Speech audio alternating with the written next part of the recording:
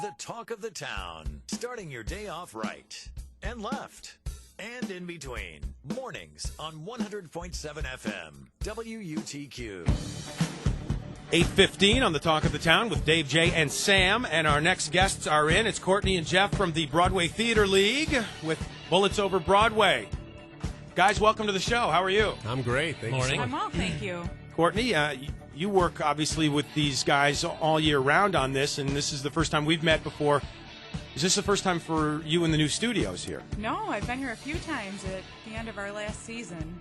The summers are always off for us, so we haven't been here in quite a few months, but I've been here. It's gorgeous. Time's flying. Certainly is. Flying. But we're back for another rundown and another great season for Broadway. Yes, thank you. And bringing in another show. We just got done with Jersey Boys. Yes, we did. And we're talking Bullets Over Broadway. And you brought Jeff Brooks in with you, and I love he's Cheech, right? Yeah, the Cheech. Cheech.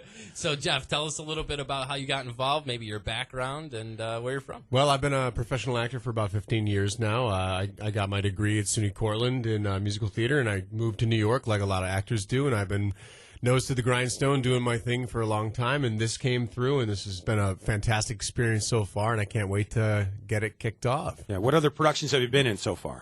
Well, I've toured the country a couple of times. I was talking to her a little bit about it. I was on the national tour of Oklahoma in 04-05, and then again with the national tour of Beauty and the Beast from 2010 to 2013. So I've been on the road a long time. Can you give us a little taste of what it's like to tie up your bootstraps and head to New York City and try to do this, this passion of yours? Well, for me, it was really easy. I had a job. I booked a job playing Gaston in Beauty and the Beast out in, it was Massachusetts, and I had to leave the day of my graduation. So I graduated, and I got in a car, and I drove out to the coast, and I did my job, and then I went straight to the city where I had an apartment that I had already worked out. So it was a little easier for me than a lot of people. A lot of people are like, I don't know if it's time to go yet. I don't know. I'm like, it's time to go. Now, do you have an agent? I do. Yeah, I do. I think it's almost a necessity in your business these Almost. days, right? I mean, I just recently, like a year ago, signed with an agent, but he's been very helpful, helping me get in the door on a lot of these auditions and stuff. But I did it by myself for a while as a freelancer. How many auditions do you go to in the course of a week or a month or a year? Well, it's a little different for me. I tend to audition a little more casually than some people do. I usually go to like when I'm really auditioning, I'll go to like 2 or 3 week. But I know people who do 5, 6, 7, maybe more than that a week, and they're just going and going and going the entire time. Do you specialize in certain types of auditions? Will you go to commercial auditions, movie auditions, TV? Mostly musical theater and theater for me right now. I'd love to crack into film and TV sometime in the future, but right now it's musical theater. How old are you, may we ask? 34. Okay, and you've been doing this for a decade or so? About 15 years. Yeah.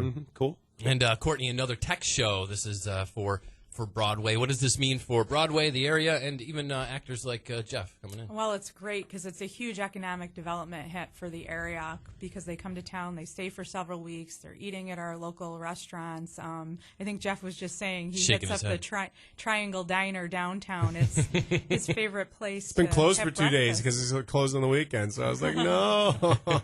So it's wonderful. We get newer, better shows, and we get the economic development benefit. Sure, and the tech show means this is kind of the first run. You're getting the set worked out, and you guys are trying out the set really for the Yeah, first well, I'll be there in a couple hours. I'm going back to work in a bit and back into the dark.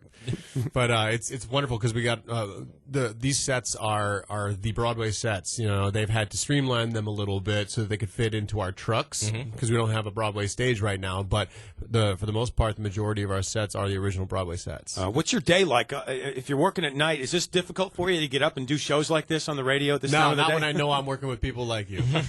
I notice you have a dog tag on, too. Is there some sort of military connection? No. This is just cosmetic. I'm just posing, that's all. Just curious. We were talking a few weeks back about some of the most stressful jobs and dancer and kind of performer were on there, and I liken that to the idea that you're always traveling city to city. You don't really have a place to sit down for more than 2 minutes. Tell us, is difficult, and what is it like now after you leave Utica? What's your schedule? Well, I mean, after we leave Utica, we open in Cleveland, and then after that, we've got a bunch of cities lined up already, and we're still signing cities now to play the show. So we're going to get to bring this show across the country. But if you see this show here in Utica, you'll be the first ones to see it. Oh, that's cool. And then is it uncertain as to how far you'll go with the show? You say you're still trying to sign up cities now. Cleveland on the list now. But we have an end date, but depending on ticket sales, we could have a second year, depending on what they want to do. I would love to hear that we get picked up for a second year. Now, do scouts from the actual Broadway shows tour at all? Do they stop into any of these shows on the road? Are they always looking for talent like that? Does that happen at all? I mean, scouts, not necessarily, because New York is the kind of monster that you can just rent a room in New York and say you're having auditions for a show, and thousands of people will show up. And they'll sit in the hallways, and they'll be warming up in the hallways, they'll be stretching in the hallways, and then you each get a slot, and you can see 1,000 people in a day. So it's not really necessary to go scouting for talent. If you see somebody you really like, you say, come audition for the show in New York or send me a video submission or something like that. But for the most part, New York is the heart of the musical theater world right now. Do you gather and save good reviews from places like this, or in Cleveland when the show goes there? Does your agent do that for you? My mother does that for me. And with that, have you stepped into our Stanley Theater yet here in Utica? Yes, I've been there. What are your thoughts of that? I love the theater. It's so beautiful. It's just a gorgeous theater inside and out. It's just a great what was the word I was going to use? It's a great testament to musical theater in this area. To have a building like that in your downtown area is really, really great. Talking to Jeff Brooks, one of the actors from Bullets Over Broadway. Cheech, and what is Cheech? Tell us his part in this play. Well, Cheech was if you're a fan of the Woody Allen movie from 1994, he was played by Chaz Palminteri, who got nominated for an Oscar for Best Supporting Actor. Diane Wiest was in that. Diane Wiest and John Cusack. And if you look at that cast list, you go on IMDb and look at that cast list. It's an impressive cast list. But yeah, Cheech plays. He's a heavy. He's a gunman. He's a thug. Works for the mob boss Nick Valenti in New York. And nobody messes with Cheech and Nick Valenti. So he has to babysit the boss's girlfriend, because in order to get this play produced, this playwright David Shane has to cast the boss's girlfriend in the show, and she's terrible. And Cheech has the unwilling job of having to babysit her all day while she's doing this show, and he turns out to be a master writer and ends up changing the show around, and everything gets screwed up around there, and Cheech discovers that he has artistic abilities that he didn't know he had before. Who were your influences growing up? Why did you get into theater? Was there somebody in particular that you liked to watch, or even now that you particularly like to watch? I've always loved watching Kevin Kline. I love him too. I think he's great. I remember distinctly when I was younger watching Kevin Kline. There was a video of Kevin Kline in The Pirate King that's out there that you can see. Pirates of Penzance. He's playing the Pirate King. And he's just amazing. But then watching all of his films. Fish Called Wanda was brilliant. Yep. I mean, Soap Dish is amazing. I was talking about that with some of the cast members. We're all going to watch Soap Dish at some point. But Dave is a great movie. I love that. Yeah. I mean, he's just got such a broad spectrum of great work, and he was a theater guy. You see a lot of these great actors who were theater people first. Yeah, and he seems like down to earth too.